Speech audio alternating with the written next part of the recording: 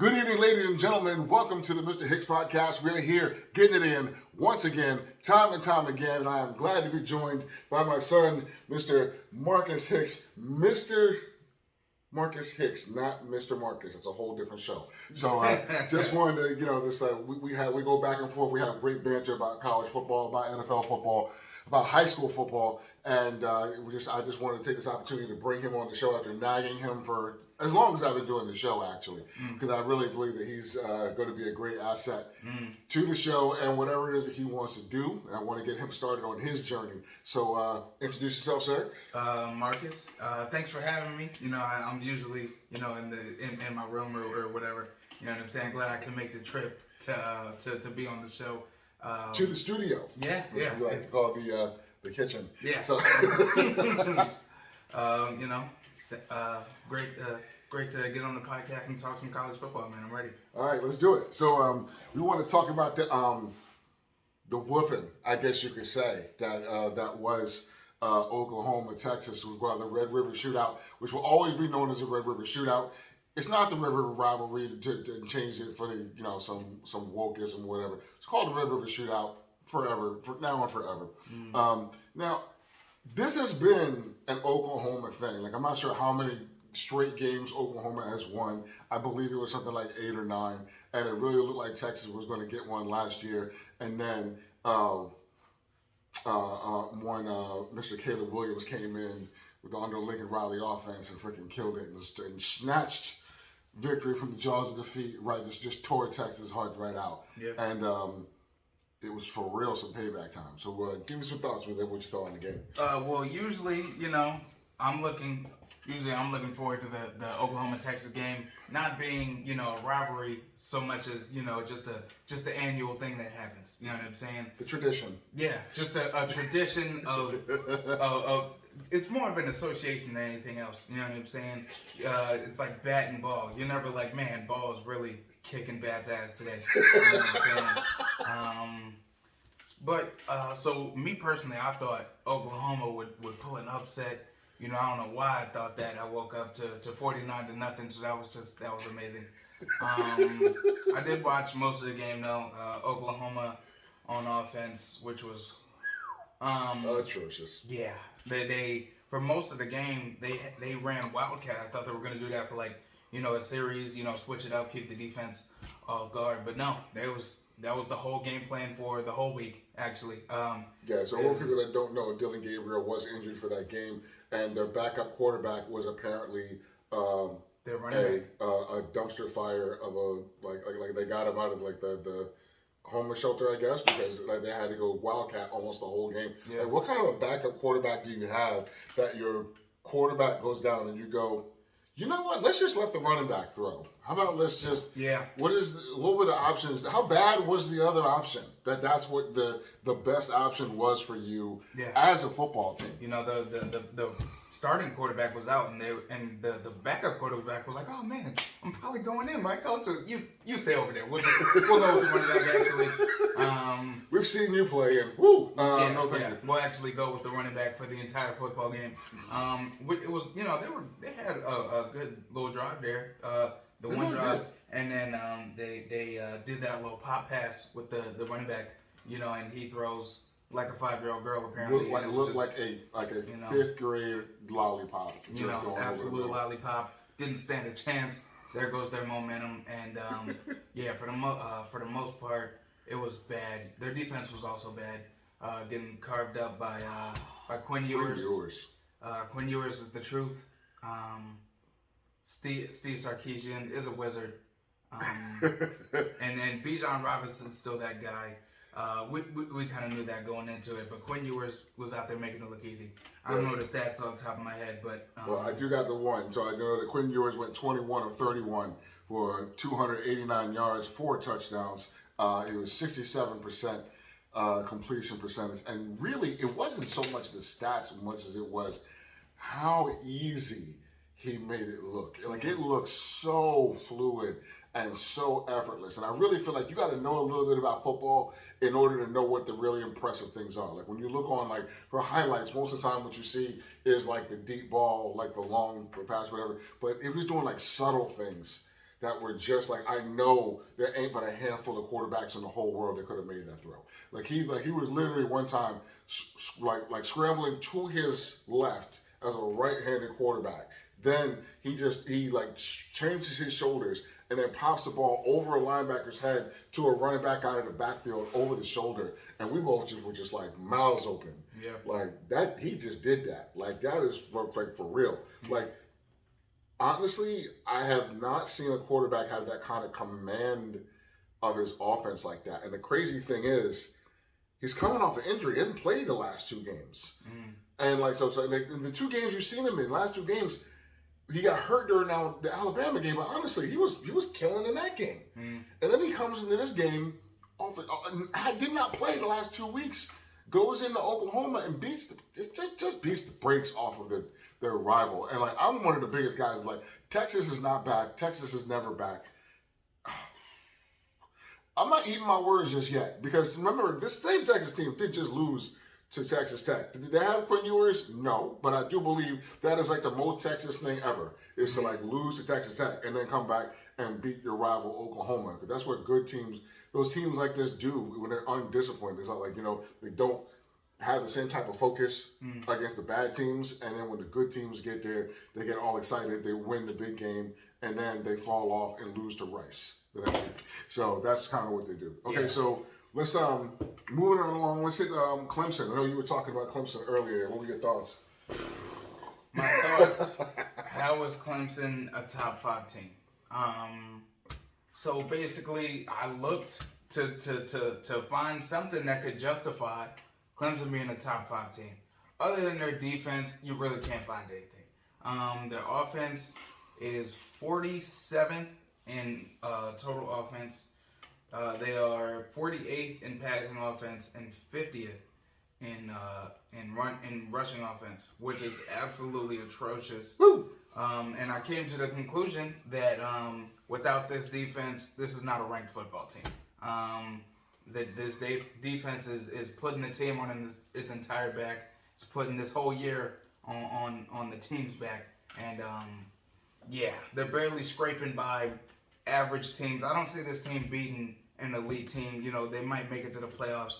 They're going to get absolutely clapped, okay? And it's not going to be close. I think it got to the point where it's like DJ's finally doing a little better. Like, you can see he's getting more command of the offense. He's not making the same kind of bonehead plays. He's not having the same type of turnovers he was having last year. So, big up for Dabo Swinney for sticking with his guy.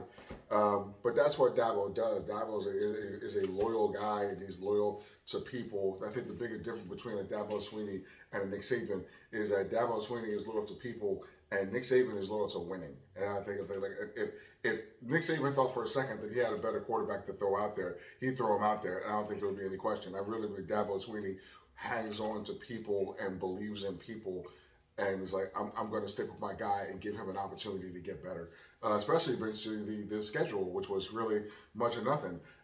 So, like, when I looked at it, when you said, like why are they number 4? I'm like, they weren't really, I was thinking to myself, like it seemed like everybody that's in the top, like in the top 5 in that area, has a signature win. They have something that you can kind of say, well, they did beat this team while this team was ranked, or they did really blow out this team in the SEC or whatever. And I'm like, I really don't see it. Like, I don't see a justifying win. Like, their wins are, they beat Georgia Tech, Furman, Louisiana Tech, Wake Forest, NC State, and now Boston College. Boston College is a hot mess at about 300 degrees. They are converting defensive linemen over to O-line because they have so many offensive linemen hurt. I do believe the Wake Forest had Hartman back for that game. That game was a shootout. One of the better games of the year, actually. Hartman is that dude. Good for him. And I mean, he will get drafted before DJ. I know that much. If he gets drafted at all at this point. And I'm like, think about this. So Clemson is ahead of, like, Michigan. Yep. Clemson is ahead of Tennessee, who is right now undefeated. And like, I'm just like, I don't understand that. Like, mind you, the wins on Tennessee's schedule so far are more named than anything else, but they did beat Florida, and they just got done beating LSU. Yeah. So it's like, those are 2 teams that are just getting off of just winning bringing in a new coach, putting in a new system. So they're having a rough season as well. But of course, Tennessee is playing Alabama this week. And honestly, even if they have a good showing against Alabama, I would, not to say that's the problem. It's like, it's kind of hard to jump them over Clemson if they have a loss. Right. But I'm like, But if Clemson is barely scraping by these average football teams. Yeah, and that's the thing is like the problem is like they're even though the team's not great, they still might end up being undefeated. Oh, well, because the conference is trash. Trash. Who did Pitt just lose to? I don't know. Pitt just lost to somebody they had absolutely positively no business losing to. I'm gonna have to look that up when I get a chance because my phone is up there. But I can't really do that. So Ohio State, moving right along. Ohio State beats Michigan State 49 to, was it 49 to nothing? No, 49 to nothing was the score. It was 40 to 22. So so your boy CJ Stroud. Yeah. I mean, 21 for 26. I believe he had 300 yards and 6 touchdowns. So, I mean, 5 incompletions, 6 touchdowns. Absolutely killed it. Marvin Harrison and Emeka Egbuka combined for like 270 yards and 4 touchdowns. Ooh. Those two are absolutely killing it right now. Yeah, offense is humming. They're definitely, they might be a national championship contender. You know what I'm saying it now? Yeah, I mean, like when they played Notre Dame, I was one of them dudes that was thinking that Notre Dame was going to get blown out the frame, and they really didn't. And so, like, that offense really wasn't clicking at the time. They lost Jackson Smith and Jigba, who I believe will be the top receiver taken in the 2023 draft. So he will be eligible this year, won't he? Yeah. Yes. Okay. So I believe he's going to be that dude, incredibly quick. But that wide receiver room is just the best room, I think, in the country. And remember that all these guys were here last year, and they had Chris Olave. They had Chris Olave, and they had Garrett Wilson.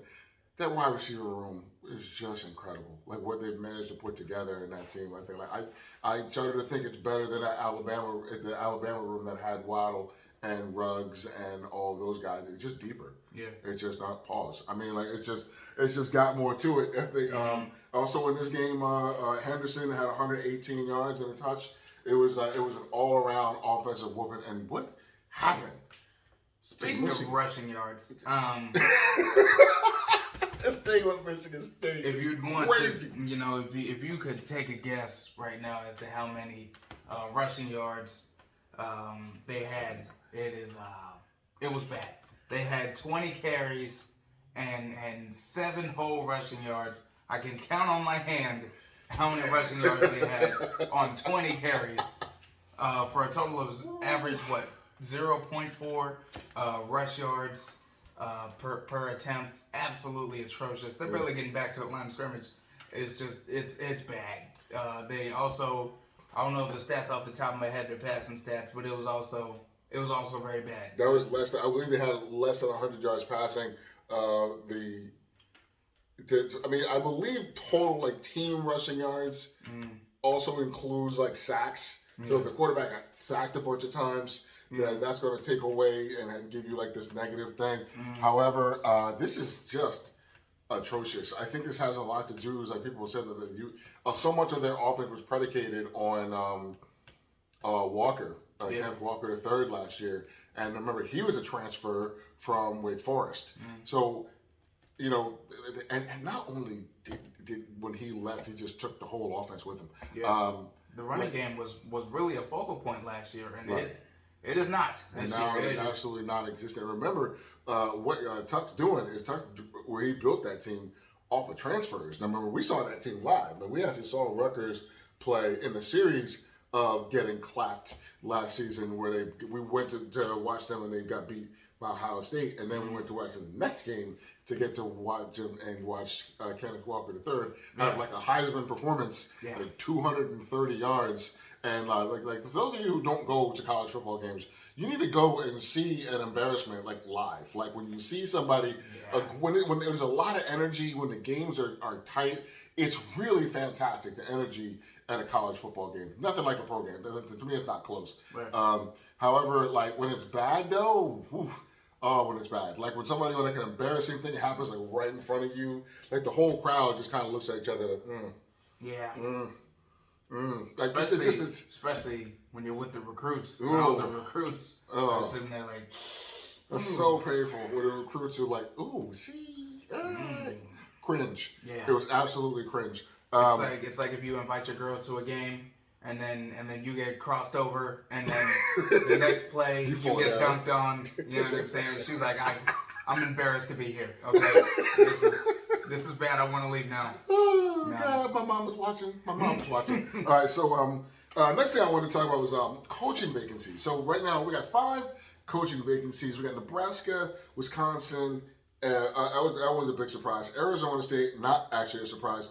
Georgia Tech and Colorado, and somehow not Auburn. Like no one can really understand why Brian Harsin still has his job. I'm thinking maybe because it was just last year he got hired, and like his buyout must be one of those like massive, crazy deals where it's just like, oh, you got to pay like pay me like 75% of whatever I'm owed on the life of my contract, come up to like $50 million or something like that. Like Matt Rule, by the way, just got fired from the Carolina Panthers, and they owe him like $50 million. I'm like, yo, apparently just get into coaching, because just getting fired can set you up for life. Like I would be a coach just to get fired and not have to coach no more. I'm saying well, I made it all the way up here, and I will have the goldenest of parachutes. I saw something that said like Matt Rule is going to get paid $850,000 over the next 48 months.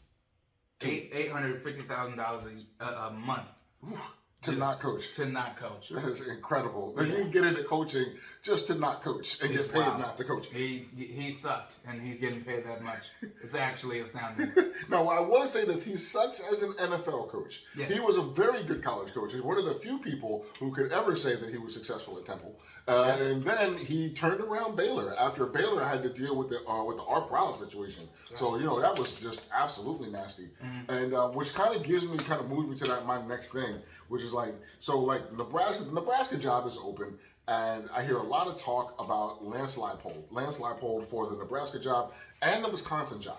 So, for those of you who don't know, Lance Leipold was he won 6 national championships at Wisconsin Whitewater, so there's your connection there. Also, he turned around a Buffalo program which was doing absolutely nothing, and I think it's gone back to doing nothing. And now he is turning around a Kansas program that is 4-1, just lost to a very impressive and up-and-coming TCU program. So when I'm looking at that, I'm like, first of all, poor Kansas. Because nobody gave a damn about Kansas football. Like Kansas was a dub. That was like when you looked at your schedule and you saw Kansas on your schedule, that was basically a vacation week. It was a bye week, essentially. It was like, you're going to go out there, we're going to run our offense, and then we're going to score a lot of points. And then at halftime, we're going to have s'mores, and we're going to text our girlfriends, and then we're going to dance with the band over at their... And then we're going to put our backups in, and we're going to continue whooping their ass. Yeah, and then backups, we're going to continue the show. Yeah. So, now, they're to be respected. As a matter of fact, they lost at TCU. They lost their starting quarterback in the first half. There's actually a good chance that they beat Oklahoma this year, and that is wow. That Kansas is ranked and Oklahoma is not, and we're sitting here talking about, oh my God, if they beat Kansas football. Oh my God, if they beat Oklahoma. It's just, So that's where we're at. So Kansas has gone from nobody cares, that team was a W, to our team is so good that other people are going to come take our coach. Yeah. In 2 years. In 2 years, it went from nobody cares about us, like, wow, those guys are awesome. Let's go get their coach. If they can he can turn that team around, then he can definitely turn our team around.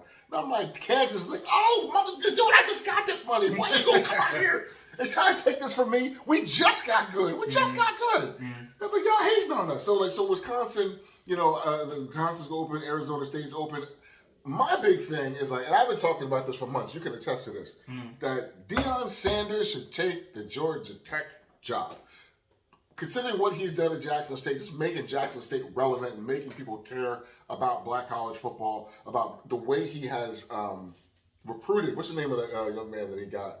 Travis Hunter. Travis Hunter, who was the number one player in the nation, the number one player in the nation, the number one corner to ever play high school football, the number one recruit at the corner position ever, and he got him out of Jackson State over teams like Georgia.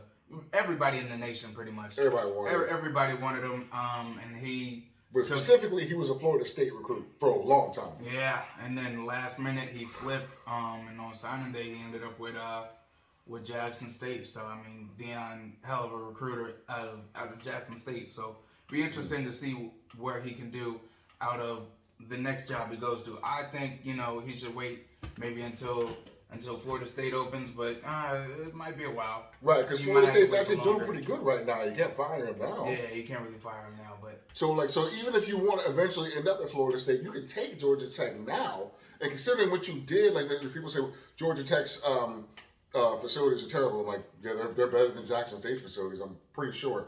Their recruiting base, their budget, everything. Deion Sanders is making like $300,000 a year. So if he's making $300,000, what do you think his assistants are making? Yeah. Like they're getting paid in peanuts and hooker spit. They're not making any money at all. So what he can do as far as he can do is recruiting. Now, mind you, Georgia Tech is a great academic school as well, which also makes it difficult to field a good football team. However, I don't know if you know this, but Notre Dame gets a lot of kids out of the Atlanta area. There's a lot of private schools, and whatever you might think about the Georgia education system, around that Atlanta area, the education in the suburbs are very good. So you see a lot of kids from that area going to Notre Dame. Georgia Tech, if they could just keep those kids home and coach them up, I believe that they can do just as any good as Notre Dame can do in the ACC, as they did the 1 year that they won it. I know Colorado, the Colorado job is open, and I don't know if you know or care about that. Nope. That's kind of what it came down to, because the Wisconsin job and the Colorado job came open at the same time, and it was like when the Wisconsin job came open, it was like, oh my God, because Paul Chris has actually won like over 60% of his games, and I'm like, I really believe that's kind of bold to fire a dude that was like really that successful. Well, at a point, you get to a point where it's like, is this it? And he's like, well, this is it. So we keep hitting on this ceiling right here. We're not going no higher. Yeah. But I think the big thing was like when they lost to Illinois. Illinois' head coach is Brett Bielema. Brett Bielema left Wisconsin to go to Arkansas, and people felt very jilted by that, very angered by that. So when Illinois comes in his second year there and like claps him in Camp Randall, that was a really difficult thing, I think, for them to swallow. Pause. So that was it's a lot to swallow. Sometimes it's so that was difficult for them to deal with. I get that's a little better. Yeah. So that's all I have on my notes for today. Was there anything else you want to throw in? No, that's pretty much all I got for today. All right. So thanks for the Mr. Hicks podcast with Mr. Hicks and young Mr. Hicks, or young Marques Hicks. Yeah. Thank you for joining me for the show, sir. All right. All right. Take it easy.